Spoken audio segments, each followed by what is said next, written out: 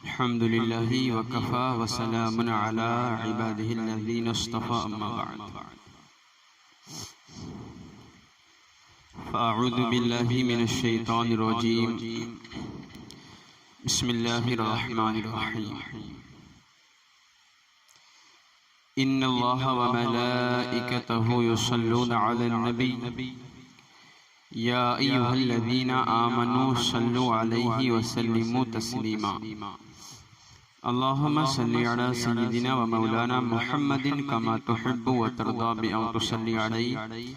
صلاة وسلاما عليك يا رسول الله صلاة وسلاما عليك يا نبي الله صلاة وسلاما عليك يا حبيب الله صلی اللہ تعالی علیہ وسلم۔ آئیے سب سے پہلے اپنے پاکیزہ تصورات کے ساتھ حضور احمد المجتبی حضرت محمد مصطفیٰ صلی اللہ تعالی علیہ وسلم کی بارگاہ مقدس میں جھوم جھوم کر والہانہ انداز میں ہدیہ درود پیش کریں، پڑھیں اللہم صلی علی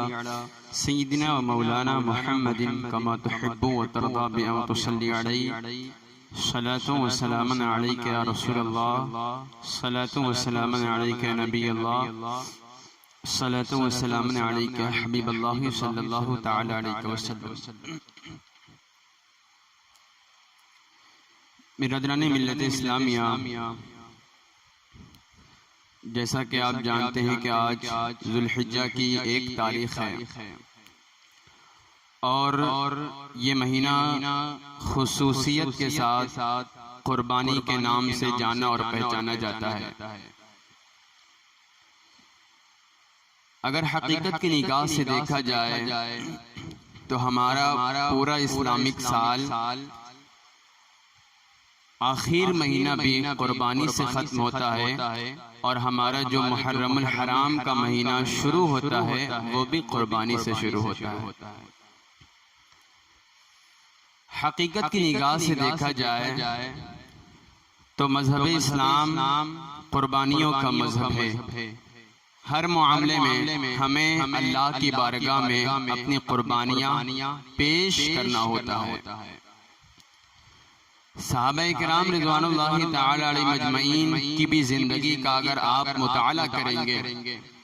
تو آپ ہر لمحہ ہر موقع پر یہ دیکھیں گے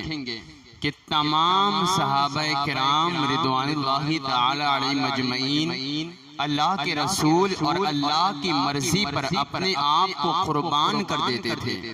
رسول کریم صلی اللہ تعالی علیہ وسلم کا کوئی بھی حکم ہوتا، رسول کریم صلی اللہ علیہ وسلم کی ایک مرضی پر، ایک حکم پر اپنی جان کو نچھاور کر دیا کرتے تھے۔ جیسا کہ آپ نے بارہا سنا ہوگا کہ ایک مرتبہ جب اللہ کے رسول صلی اللہ علیہ وسلم نے جنگ احد کے موقع پر صحابہ کرام سے پوچھ رہے تھے کہ تمہاری کیا رائے ہے، تو ایک چھوٹے صحابی نے کہا یا رسول اللہ صلی اللہ علیہ وسلم آقا لو امرتنا الرخیز البحر علی اخذناها، حضور اگر صرف آپ ہمیں یہ حکم دے دیں کہ ہم سمندر میں کود جائیں، سمندر میں چھلانگ لگا دیں، یا رسول اللہ آپ کے حکم پر، آپ کی مرضی پر ہم اپنے آپ کو کود ڈالیں گے اور سمندر میں چھلانگ لگا دیں گے۔ تو صحابہ کرام رضوان اللہ تعالی علیہ مجمعین کا بھی زندگی کا یہی حال تھا کہ وہ ہر لمحہ اپنے آپ کو قربان کرنے کا جذبہ رکھتے تھے۔ یوں تو یہ قربانی کا مہینہ حضرت ابراہیم علیہ السلام کی یادگار ہے کہ ہم حضرت ابراہیم علیہ السلام کی سنت کو ہر سال زندہ کرتے ہیں اور اس کو ادا کرتے ہیں۔ لیکن اگر آپ تاریخ اور حدیثوں کا مطالعہ کریں گے تو آپ یہ دیکھیں گے کہ حضرت ابراہیم علیہ السلام سے پہلے بھی انبیاء کرام علیہ السلام اللہ کی بارگاہ میں قربانیاں پیش کرتے تھے، حتیٰ کہ ان کی قربانیوں کا طور طریقہ الگ رہا ہوتا، لیکن یہ قربانی کا سلسلہ آج سے نہیں یا صرف حضرت ابراہیم علیہ السلام کے زمانے سے نہیں، بلکہ تمام انبیاء میں جو سب سے اور سب کے والد ہیں حضرت آدم علیہ السلام کے زمانے سے ہی یہ قربانی کا سلسلہ جاری اور ساری ہے۔ میں ایک واقعہ آپ کے سامنے پیش کرتا ہوں. اس واقعے سے آپ کو اندازہ لگے گا کہ یہ قربانیوں کا سلسلہ حضرت ابراہیم علیہ السلام سے پہلے بھی حضرت آدم علیہ السلام کے زمانے میں بھی موجود تھا. حضرت آدم علیہ السلام نے جب اپنا نکاح حضرت حوا علیہ السلام سے فرمایا تو حدیثوں کا آپ مطالعہ کریں گے تو یہ دیکھیں گے کہ حضرت آدم علیہ السلام کی جو اولاد پیدا ہوتی تھی وہ اولاد صبح ہوتی تھی اور شام کو ہوتی تھی. اور تواریخ میں یہ ملتا ہے کہ حضرت آدم علیہ السلام سے جو اولاد پیدا ہوتی تھی حضرت حوا کی بطن اقدس سے تو صبح کو ایک لڑکا پیدا ہوتا اور ایک لڑکی پیدا ہوتی. یعنی ایک بار میں 2 لڑکے پیدا ہوتے، اس میں ایک لڑکی ہوتی اور ایک لڑکا ہوتا. اور اسی طرح شام کے وقت جو بچہ پیدا ہوتا اس میں بھی 2 اولاد پیدا ہوتی، اس میں بھی ایک لڑکی ہوتی اور اس میں بھی ایک لڑکا ہوتا. چونکہ پوری دنیا میں کوئی آبادی نہ تھی تو حضرت آدم علیہ السلام نے ان کا نکاح اس طرح فرمایا تھا کہ صبح جو لڑکی پیدا ہوگی اس کا نکاح رات والے شام والی لڑکی کے ساتھ کیا جائے گا، اور جو شام والی لڑکی پیدا ہوتی اس کا نکاح صبح والے لڑکے کے ساتھ کیا جائے گا. یہ حضرت آدم علیہ السلام کا دستور تھا اور یہی اللہ کا حکم تھا. اس کی وجہ یہ تھی کہ جب کوئی شخص ایک ساتھ لڑکی اور لڑکا پیدا ہوتا تو حضرت آدم علیہ السلام اس سے منع فرماتے کہ یہ تمہاری بہن ہے، یہ تمہارے ساتھ پیدا ہوئی ہے، لہٰذا تم اس کے ساتھ نکاح نہیں کر سکتے، تمہارا نکاح جو رات کو لڑکی پیدا ہوگی اس کے ساتھ ہوگی. اب اس کو آپ اپنے ذہن میں رکھیں. صبح اولاد پیدا ہوتی، ایک لڑکا ایک لڑکی، اور رات میں ایک لڑکا اور لڑکی پیدا ہوتی، اور اسی طرح ڈیلی چلا کرتا تھا. تو حضرت آدم علیہ السلام سے 2 اولاد پیدا ہوئی، ایک کا نام حابیل تھا اور دوسرا کا نام قابیل تھا. قابیل کے ساتھ جو صبح کو لڑکی پیدا ہوئی تھی وہ انتہائی خوبصورت تھی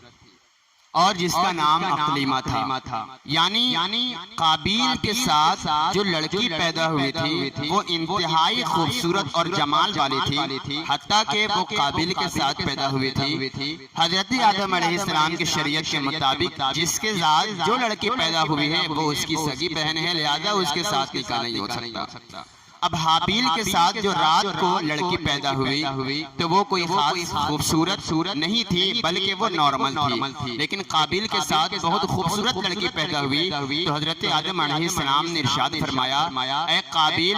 لہٰذا رات میں جو حابیل کے ساتھ لڑکی پیدا ہوئی ہے تمہارا نکاح اس کے ساتھ کیا جائے گا، اور تمہارے ساتھ جو اقلیمہ جو صبح کو لڑکی پیدا ہوئی ہے اس کا نکاح حابیل کے ساتھ کیا جائے گا.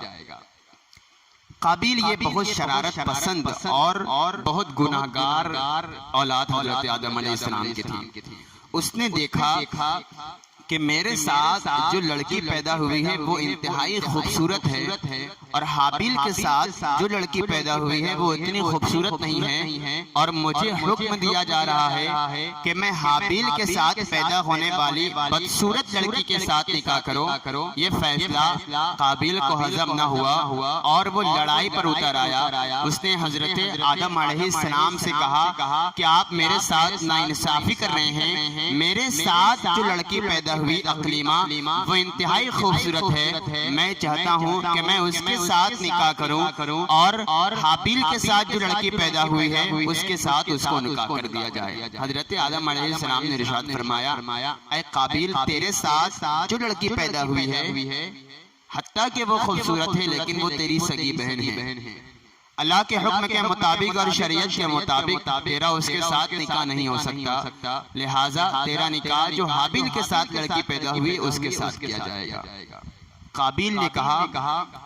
میں آپ کے فیصلے سے متفق نہیں ہوں، یعنی یہ آپ کا ذاتی فیصلہ ہے، یہ آپ کا خود کا فیصلہ ہے، میں اس فیصلے کا نہیں مانتا. مجھے کیسے پتا چلے گا یہ کہ اللہ کا حکم ہے، یہ اللہ کا فیصلہ ہے، لہذا میں آپ کے فیصلے کو نہیں مانتا. حضرت آدم علیہ السلام نے ارشاد فرمایا اچھا اگر تم میرے فیصلے کو نہیں مانتے تو پھر تم اللہ کی بارگاہ میں قربانی پیش کرو، دیکھیے قربانی اللہ کی بارگاہ میں قبول ہو جائے گی، اسی کے ساتھ نکاح اقلیمہ کا یعنی خوبصورت لڑکی کے ساتھ اس کا نکاح کر دیا جائے گا۔ اب حابیل اور قابیل کو اللہ کی بارگاہ میں قربانی پیش کرنے کا حکم دیا گیا۔ حابیل جو تھا حضرت آدم علیہ السلام کی اولادوں میں وہ بہت ہی متقی اور بہت پرہیزگار انسان تھا۔ حابیل کے پاس، اور وہ ایک چرواہا تھا، بکریاں چلایا کرتا تھا، حابیل کے پاس جو سب سے عمدہ جانور تھے جس کو وہ سب سے محبوب رکھتا تھا وہ اللہ کی بارگاہ میں لے کر پہنچ گیا اور خدمت میں حاضر ہو گیا۔ اور اس زمانے کا یہ دستور تھا کہ ایک پہاڑی پر اپنی قربانی کو لے جایا جاتا، آسمان سے آگ آتی اور آگ اس جانور کو، اس قربانی کے حصے کو آسمان کی طرف اٹھا لے جاتی، اور یہ تصور کیا جاتا کہ آسمانی آگ کو جس قربانی کے جانور کو اٹھا لے گئی ہے اسی کی قربانی اللہ کی بارگاہ میں مقبول اور پیش ہو گئی ہے۔ لہذا حابیل کے پاس جو سب سے عمدہ جانور تھا جس سے وہ سب سے زیادہ محبت کرتا تھا، ایک پہاڑی پر لے کر گیا اور اللہ کی بارگاہ میں پیش کی۔ اور قابیل تو وہ ایسے ہی شرارت پسند تھا اور ایسے ہی وہ لڑائی جھگڑا اور انتہائی گناہگار تھا، اس کے پاس جو سب سے گھٹیا مال تھا قابیل کے پاس وہ اللہ کی بارگاہ میں لے کر چلا گیا۔ جو سب سے گھٹیا اور سڑا گلا جو سب سے گھٹیا مال تھا وہ اللہ کی بارگاہ میں پہاڑ پر لے کر چلا گیا۔ ایک طرف حابیل کی قربانی عمدہ قربانی ہے، ایک طرف قابیل کی قربانی جو سب سے گھٹیا جو کسی کام کا نہیں وہ اللہ کی بارگاہ میں پیش کیا ہے۔ تھوڑی دیر کے بعد حضرت آدم علیہ السلام بھی تشریف فرما ہے، چونکہ انہوں نے حکم دیا تھا۔ تھوڑی دیر کے بعد آسمانی آگ آتی ہے اور حابیل کے جو عمدہ جانور تھے، جو انتہائی پسندیدہ جانور تھے، اللہ کی جانب سے آسمانی آگ آئی اور اسی آگ نے حابیل کے جانور کو اٹھا لیا اور آسمان کی طرف لے کر چلے گئے۔ چنانچہ حضرت آدم علیہ السلام کے حکم کے مطابق حابیل کی قربانی اللہ کی بارگاہ میں مقبول ہو گئی اور حابیل کا نکاح اقلیمہ کے ساتھ کرا گیا۔ لیکن قابیل ایک انتہائی شرارت پسند تھا، اس کو پھر بھی ہضم نہ ہوا۔ حضرت آدم علیہ السلام حج کے لیے روانہ ہو گئے تھے کہ قابیل نے اپنے بھائی حابیل کو مارنے کا ارادہ کیا اور اس نے حابیل کو کہا کہ میں تمہیں جان سے مار دوں گا۔ حابیل نے کہا تو ایسا کر سکتا ہے تو پھر ٹھیک ہے کر، میں دوبارہ تیرے اوپر حملہ نہیں کروں گا، اس لیے کہ میں اللہ کے فیصلے پر راضی ہوں۔ چنانچہ قابیل نے حابیل کو اتنا مارا کہ حابیل کی اسی وقت انتقال ہو جاتا ہے اور موت ہو جاتی ہے۔ اب دنیا میں پہلا وہ قتل تھا، اس سے پہلے کبھی قتل کا معاملہ پیش نہ آیا تھا۔ اب قابیل حابیل کی لاش کو چھپانے کے لیے ادھر ادھر دوڑتا کہ کہاں اس کی لاش کو چھپایا جائے، لیکن اس نے کہیں ایسی جگہ نہ پائی کہ وہ حابیل کی لاش کو چھپا سکے۔ چنانچہ تبھی کئی دنوں تک قابیل حابیل کی لاش کو ادھر ادھر لے کر جاتا رہا کہ اچانک دو کوے آسمان کی طرف سے نیچے آتے ہیں اور وہ آپس میں لڑائی کرتے ہیں۔ دونوں کووں میں سے ایک کوے کی موت ہو جاتی ہے اور جس نے اس کو مارا تھا پہلے کوے کی جو موت ہو گئی تھی، دوسرا کوا زمین سے مٹی کھودتا ہے اور اسی کے اندر اس کوے کو وہ دفن کر دیتا ہے۔ قابیل نے جب یہ معاملہ دیکھا تو سمجھ گیا کہ مجھے بھی ایسا ہی کرنا چاہیے، چنانچہ اس نے بھی زمین کھودی اور حابیل کی لاش کو اسی زمین کے اندر دفن کر دیا گیا۔ تو کہنے کا مطلب یہ تھا کہ قربانی اللہ کی بارگاہ میں حضرت ابراہیم علیہ السلام کے زمانے سے نہیں بلکہ حتیٰ کہ جب سے دنیا قائم ہوئی ہے تب سے یہ قربانی کا سلسلہ جاری اور ساری ہے اور صبح قیامت تک چلتا رہے گا۔ اب ایک ذہن آپ بنائیں، آپ یہ سمجھیں کہ کس کی قربانی اللہ کی بارگاہ میں پیش ہوئی۔ آپ ذرا اندازہ کریں کہ حابیل کے پاس جو سب سے عمدہ جانور تھا، جو سب سے عمدہ مال تھا، جس سے سب سے زیادہ محبت حابیل کیا کرتے تھے، اس قربانی کو اللہ کی بارگاہ میں پیش کیا اور اللہ نے ان کی قربانی کو قبول فرما لیا۔ اور قابیل کے پاس جو سب سے گھٹیا مال تھا، جو سب سے بیکار، جو کسی کام کا نہ تھا، وہ اللہ کی بارگاہ میں پیش کیا، اللہ نے اس کو رد کر دیا اور اپنی بارگاہ میں قبول نہ فرمایا۔ تو ہمیں اس سے یہ ذہن ملتا ہے کہ قربانی کا جو بھی جانور ہو، قربانی کیا اللہ کی بارگاہ میں جو بھی ہمیں چیزیں پیش کرنے کا موقع ملے، خیرات کرنے کا موقع ملے، صدقہ کرنے کا موقع ملے، ہماری نظر میں جو سب سے عمدہ مال ہے، جو سب سے اچھا ہے، وہی اللہ کی بارگاہ میں قبول ہونے والا ہے۔ ورنہ ہمارا تو یہ حال ہے کہ اگر پھٹا نوٹ ہے تو ہم سمجھتے ہیں چلو یار مدرسے میں دے دیا جائے گا یا مسجد میں دے دیا جائے گا، یہ ہمارا ذہن بن چکا ہے۔ حالانکہ اللہ سبحانہ وتعالی قرآن میں ارشاد فرماتا ہے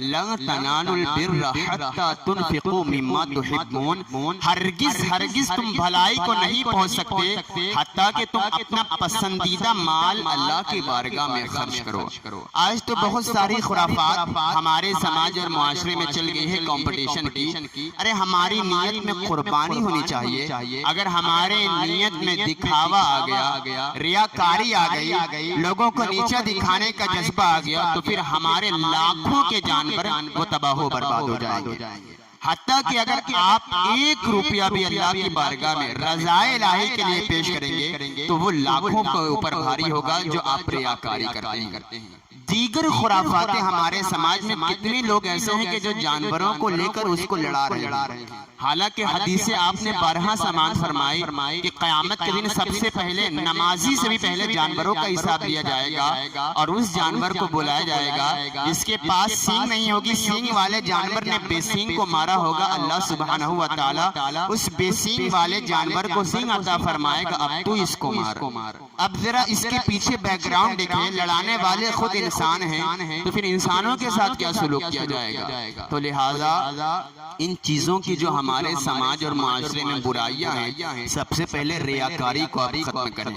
دکھاوے کو آپ ختم کریں۔ اگر آپ کے اندر سے دکھاوا اور ریاکاری ختم ہو جائے گی تب آپ اللہ کی بارگاہ میں آپ کی قربانی قبول ہوگی۔ اگر ایک ذرہ برابر بھی آپ کی بارگاہ میں ریاکاری آ گئی، شر آ گیا، آپ کے اندر دکھاوا آ گیا، تو آپ ہزاروں قربانیاں پیش کریں، اللہ کی بارگاہ میں قبول و مقبول نہیں ہوتی۔ اللہ سبحانہ و تعالیٰ سے دعا ہے کہ مولا ہمیں خالص اچھی اور اللہ کی رضا کے لیے قربانی پیش کرنے کی توفیق عطا فرمائے۔ آمین۔ وآخر دعوانا ان الحمدللہ۔